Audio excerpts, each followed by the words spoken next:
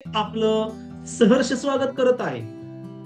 आज आपण एक नवीन घटक पाहणार आहोत ज्याचं नाव आहे फिगर ऑफ स्पीच भाषेचे अलंकार. Let's share a document.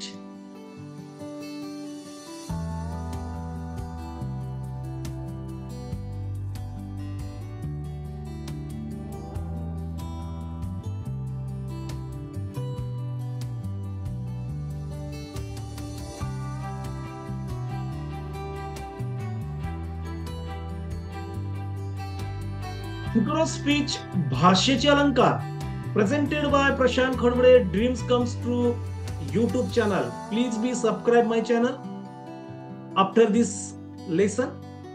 Now move to the first figure of speech. बघा, पहिला फिगर ऑफ स्पीच आहे तो म्हणजे सिमिली, अर्थातच उपमा अलंकार. आता how to identify the simile figure of speech in the sentence. बघा, वाक्यामधून किंवा कवितेच्या ओळीमधून सिमिली हा फिगर ऑफ स्पीच ओळखायचा कसा.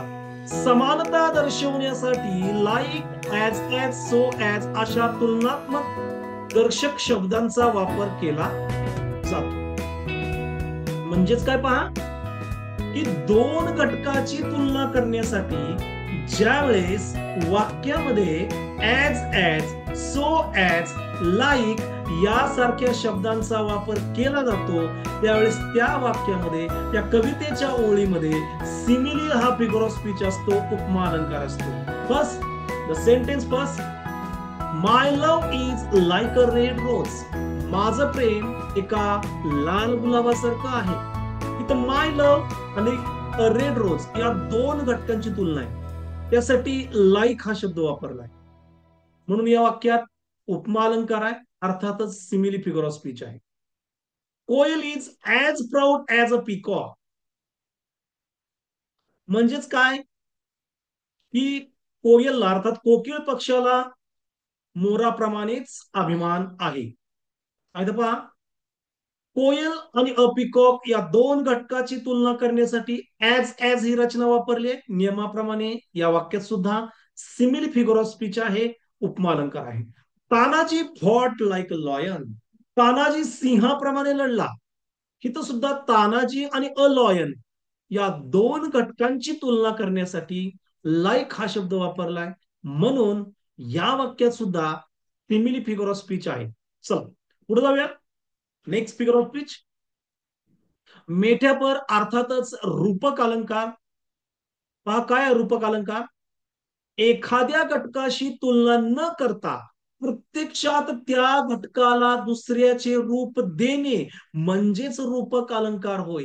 यात as, as, so, as, like यासारख्या तुलनात्मक शब्दांचा वापर केलेला नसतो. पहा, म्हणजे थोडक्यात काय सांगता येईल की वाक्यामध्ये किंवा कवितेच्या ओळीमध्ये दोन घटकांची तुलना केलेली नसते. पहिल्या घटकाला दुसऱ्या घटकाचं रूप दिलेलं असतं.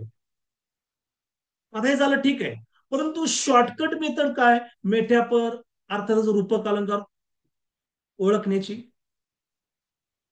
की एखाद्या ओळीमध्ये किंवा वाक्यामध्ये जर दोन घटक दिले असतील आणि त्या दोन घटकांचा संबंध दाखवण्यासाठी as, as, so, as, like यासारख्या शब्दांचा वापर केलेला जर नसेल तर त्या वाक्यामध्ये, त्या कवितेच्या ओळीमध्ये मेठ्यापद अर्थातच रूपक अलंकार असतो. आणखीन एक खूण आहे पहा की ओळखायचा कसा. दोन घटक दिलेले आहेत आणि त्या दोन घटकांचा संबंध दाखवण्यासाठी is, are, was, were, have, has, had यासारखे शब्द वापरलेले असतील तर त्या वाक्यामध्ये किंवा त्या कवितेच्या ओळीमध्ये सुद्धा मेथ्यापर अर्थातच रूपक अलंकार असतो. चला पाहूया. Life is dream. आता लाईफ आणि ड्रीम या दोन घटकांचा संबंध दाखवण्यासाठी आज, ऍज, सो, ऍज, लाईक हे शब्द वापरले नाही. अर्थात या वाक्यामध्ये मेठ्यापर रूपक अलंकार आहे. इज वापरला, इज व्याख्येप्रमाणे. My mom has a heart of gold. तिथं माय मॉम आणि अ हर्ट ऑफ गोल्ड हे दोन घटक आहेत. या दोन घटकांचा संबंध दाखवण्यासाठी लाईक, ऍज, सो ऍज या रचनेचा वापर न करता हॅज वापरले. म्हणून या वाक्यात सुद्धा मेठ्यापद अर्थातच रूपकालंकार आहे. Your mind is an ocean. तुझं मन एका महासागरात, तुझं मन एक महासागर आहे. तिथं पहा युअर माइंड अँड ओशन या दोन घटकांचा संबंध दाखवलाय. तो दाखवण्यासाठी लाईक, ऍज, सो ऍज यांचा वापर केलेला नाही, इजचा वापर केलाय. म्हणून इथं सुद्धा मेठ्यापर अर्थातच रूपक अलंकार आहे. She was an autumn leaf. इथं सुद्धा शी आणि ऑटम लीफ या दोन घटकांचा संबंध दाखवण्यासाठी लाईक, ऍज, सो ऍजचा वापर केला नाही. काय वापर केलाय? वॉचचा वापर केलाय. पण इथं सुद्धा मेठ्यापर अर्थातच रूपक अलंकार आहे. चला पुढे जाऊया. Next figure of speech, my favourite figure of speech, personification चेतना गुणोत्ती अलंकार. पर्सोनिफिकेशन चेतना गुणोत्ती अलंकार. What is the personification figure of speech? Here is the information about personification. या अलंकारामध्ये निर्जीव घटक किंवा अमूर्त कल्पना मानवाप्रमाणे किंवा सजीवाप्रमाणे कृती करतात असे दर्शवले जाते. म्हणजे काय पहा, की बघा एखाद्या वाक्यामध्ये एखादा निर्जीव घटक सजीवाप्रमाणे कृती करत आहे असं जर दाखवलं असेल तर त्या वाक्यामध्ये पर्सनिफिकेशन म्हणजे चेतना गुणोक्ती अलंकार असतो. आता पहा, एक छोटीशी ट्रिक मी तुम्हाला सांगतो पहा. वाक्य बघा, वाक्यामध्ये एक निर्जीव घटक दाखवला आणि त्याच्याच पुढं एखाद्या सजीव घटकाची कृती असेल तर त्या वाक्यामध्ये पर्सनिफिकेशन चेतना गुणोक्ती अलंकार असतो. हे काय म्हटलं पहा, एखाद्या वाक्यात निर्जीव घटक दिलाय आणि पुढं त्याची सजीवाप्रमाणे कृती दाखवली तर 100% त्या वाक्यात पर्सनिफिकेशन चेतना गुणोक्ती अलंकार. पहा इथं, the sun kissed me while I was clicking a picture. मी ज्या वेळेस फोटो घेत होतो त्यावेळेस सूर्यानं माझं चुंबन घेतलं. आता इथं बघा, सूर्य निर्जीव घटक आहे आणि त्याच्याशी संबंधित सजीव कृती काय दाखवली आहे, की तो मानवाप्रमाणे चुंबन घेतोय. घटक निर्जीव आहे आणि त्याच्याशी संबंधित कृती सजीवाप्रमाणे कृती आहे. म्हणून या वाक्यामध्ये पर्सॉनिफिकेशन चेतना गुणोक्ती अलंकार आहे. बघा, the flowers danced to the wind. बघा, फुले वाऱ्यावरती नाचू लागली. इथं पण फ्लावर्स हा निर्जीव घटक आहे आणि तो मानवाप्रमाणे त्याची नाचण्याची कृती दाखवली. म्हणून या वाक्यामध्ये सुद्धा चेतना गुणोक्ती पर्सॉनिफिकेशन फिगर ऑफ स्पीच आहे. I felt like the food kept calling me. मला जणू बोलावत आहे असं मला वाटलं. आता ते फूड निर्जीव घटक आहे आणि बोलावणे ही त्याची सजीवाप्रमाणे कृती दाखवली. म्हणून इथं सुद्धा पर्सनिफिकेशन म्हणजे चेतना गुणोक्ती अलंकार आहे. Next move to the next figure of speech, alliteration अनुप्रास अलंकार. अतिशय सोपा. बघा पहा, what is the alliteration figure of speech? एखाद्या वाक्यामध्ये किंवा कवितेच्या चरणात एकाच अक्षराची पुनरावृत्ती होऊन त्यातील नादामुळे जेव्हा त्याला सौंदर्य प्राप्त होते तेव्हा अनुप्रास अर्थातच अलिट्रिशन फिगर ऑफ स्पीच होतो. थोडक्यात काय पहा, वाक्याद्वारे समजून घ्या. Bats and bricks may ache through bones. पहा, bats begin with B, bricks begin with B and bones begin with B. तिथे बघा, बी बी बी हे लेटर रिपीट झालंय. बी बी हा साऊंड रिपीट झालाय. ज्या वाक्यामध्ये ज्या वाक्यामध्ये एकच अक्षर पुन्हा पुन्हा रिपीट होत असेल तर त्या वाक्यामध्ये अलिट्रेशन अनुप्रास अलंकार असतो. पहा पुढं, twittering tiny birds Twitter on the tree. इथं बघा, या शब्दाची the twittering begins with T, tiny begins with T, Twitter begins with T, and tree begins with T. बघा, ट्विटरिंग या शब्दाची सुरुवात टी ने, टायनीची सुरुवात टी ने, ट्विटरची सुरुवात टी ने, द ची सुरुवात टी ने, ट्रीची सुरुवात टी ने झाली. म्हणजे इथं T sound, T letter repeat झाले, म्हणून या वाक्यामध्ये अलिट्रेशन अनुप्रास अलंकार असतो. आय स्वा सॉफ्ट सिल्की शर्ट. इथं स्वा begins with S, soft begins with yes, silky begins with yes, shirt is also begins with yes. इथं पहा, स्वाची सुरुवात यस अक्षरानं, सॉफ्टची सुरुवात यस अक्षरानं, सिल्कीची सुरुवात यस अक्षरानं, शर्टची सुरुवात यस अक्षरानं झाली. म्हणजे तर यस अक्षर रिपीट झाले, यस साऊंड रिपीट झाला, म्हणून या वाक्यामध्ये सुद्धा एलिट्रेशन म्हणजे अनुप्रास अलंकार आहे. Let's move to the next figure of speech. Repetition अर्थातच पुनरावृत्ती अलंकार.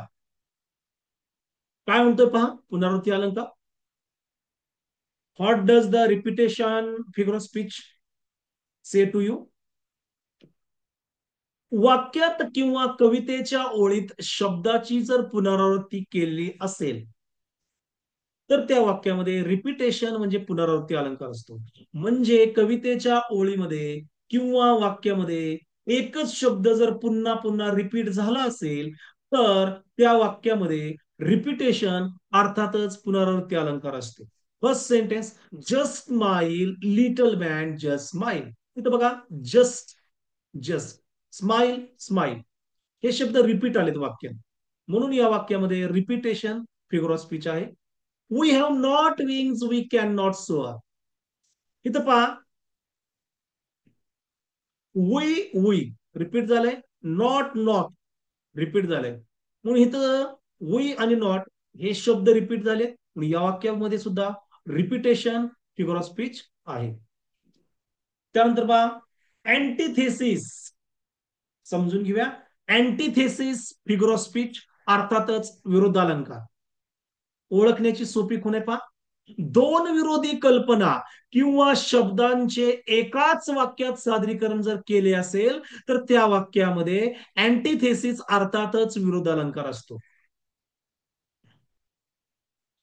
पहा म्हणजे काय थोडक्यात, जर एकाच वाक्यामध्ये किंवा एका कवितेच्या ओळीमध्ये दोन विरुद्ध कल्पना मांडल्या असतील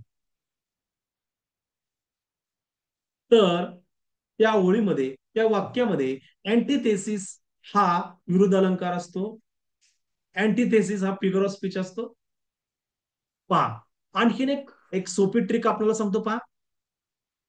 man proposes God disposes. Man proposes God disposes. माणूस मागणी घालतो आणि देव नाकारतो. प्रपोजेस आणि डिस्पोजेस हे दोन विरुद्ध गोष्टी मांडल्यात, म्हणून या वाक्यामध्ये अँटिथेसिस विरुद्ध अलंकार आहे. ओळखण्याची सोपी खुणे पहा. तिथं एकाच वाक्यामध्ये प्रपोजेस आणि डिस्पोजेस हे दोन अपोजिट वर्ड्स आलेत, म्हणून या वाक्यामध्ये अँटिथेसिस हा फिगर ऑफ स्पीच आहे, विरुद्ध अलंकार आहे. पुढं, many are called but few are chosen. अनेक जणांना बोलाव बघा, अनेक जणांना बोलावलं आहे परंतु काही जणांची निवड झाली. अनेक जणांना बोलावलं आहे परंतु काही जणांची निवड झाली.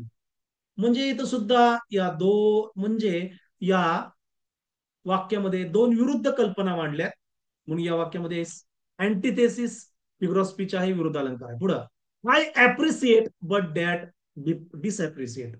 मी सहमत आहे परंतु वडील असहमत आहेत. अप्रिसिएट आणि डिसअप्रिसिएट हे दोन एकमेकाचे अपोजिट वर्ड्स आहेत. वाक्यात जर एकाच वाक्यात दोन अपोजिट वर्ड्स वापरले असतील तर त्या वाक्यामध्ये अँटिथेसिस फिगर ऑफ स्पीच असतो. पुढे सहा पहा, अह you are so great and I am so small. Great चा अर्थ आहे प्रचंड. ग्रेट आणि स्मॉल हे दोन एकमेकाच्या अपोजिट वर्ड्स आहेत. म्हणून इथं वाक्यामध्ये सुद्धा अँटिथेसिस फिगर ऑफ स्पीच आहे, विरोधालंकार. पुढे जाऊया. Next, move to the next.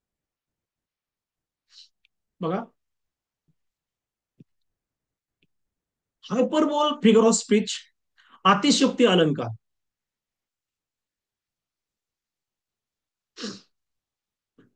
कोणतीही कल्पना आहे त्यापेक्षा खूप फुगवून सांगताना त्यातील असंभाव्यता अधिक स्पष्ट करून सांगितलेली असते, त्यावेळी अतिशयोक्ती हा अलंकार होतो. म्हणजेच काय थोडक्यात, की कोणतीही गोष्ट आहे त्यापेक्षा फुगवून सांगणे म्हणजेच हायपरबोल फिगर ऑफ स्पीच, अतिशयोक्ती अलंकार. आता ओळखण्याची जरा थोडीशी एक आपण ट्रिक शोधूया. समजा एका वाक्यात दोन घटक दिले. पहिला घटक, पहिल्या घटकाची मर्यादा ठरलेली आहे, परंतु त्या घटकाची जर मर्यादा त्यापेक्षा अधिक दाखवली असेल, तर 100% त्या वाक्यामध्ये हायपरबोल फिगर ऑफ स्पीच आहे. पहा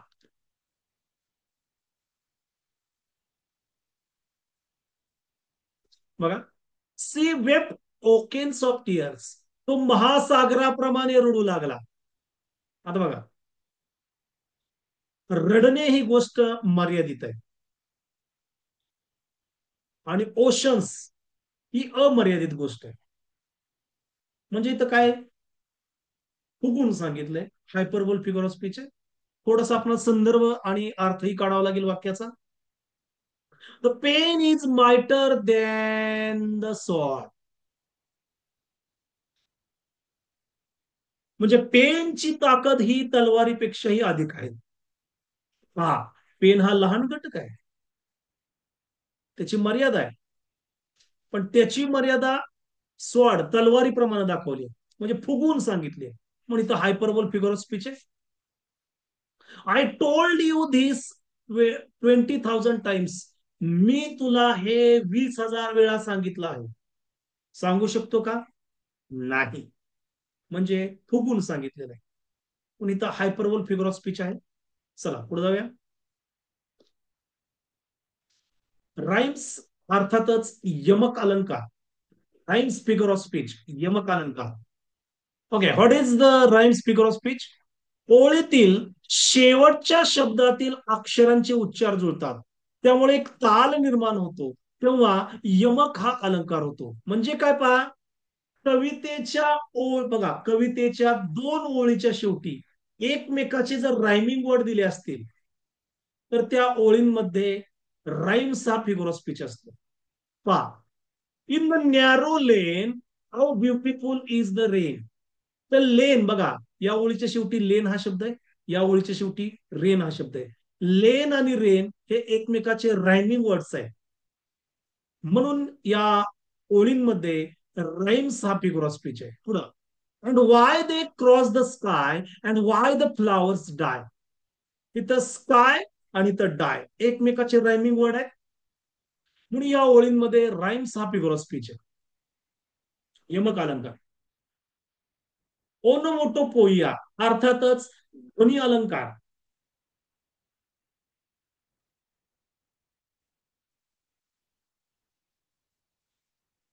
पहा, ध्वनी अलंकार वाक्यात आवाज किंवा ध्वनिदर्शक शब्द वापरलेले असतात. म्हणजे जर एखाद्या वाक्यामध्ये किंवा कवितेच्या ओळीमध्ये ध्वनिदर्शक शब्द किंवा आवाज दाखवणारे शब्द जर वापरले असतील, तर त्या वाक्यामध्ये, त्या कवितेच्या ओळीमध्ये ओनोमोटोपोइया अर्थातच ध्वनी अलंकार होतो. पहा, the dash dash the rustling of news, पानांचं सळसळणं. बघा, पानांचं सळसळणं, रसलिंग ऑफ लीव्स. बघा, these words creates a sound. बघा, हे दोन्ही हे शब्द काय करतात? आवाज निर्माण करतात, ध्वनी निर्माण करतात. म्हणून या वाक्यामध्ये ओनोमोटोपोइया ध्वनी अलंकार आहे. Dash dash the twittering of tiny birds, पक्ष्यांचं किलबिलणं, पक्ष्यांचं किलबिलनं. इथं सुद्धा साऊंड क्रिएट होतोय, ध्वनी निर्माण होतोय म्हणून onomatopoeia. The crowd will hoot. The crowd will hoot. The train rattles. इथं पाहूया. आगगाडी खडखडाट करत धावते. इथं सुद्धा साऊंड क्रिएट होतोय, ध्वनी निर्माण होतोय म्हणून तो वाक्यामध्ये ओनोमोटोपोइया ध्वनी अलंकार आहे. The cooker whistles.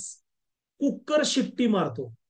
इथं सुद्धा ध्वनी क्रिएट होतोय, ध्वनी निर्माण होतोय. आणि या वाक्यामध्ये सुद्धा ओनोमोटोपोइया अर्थातच ध्वनी अलंकार.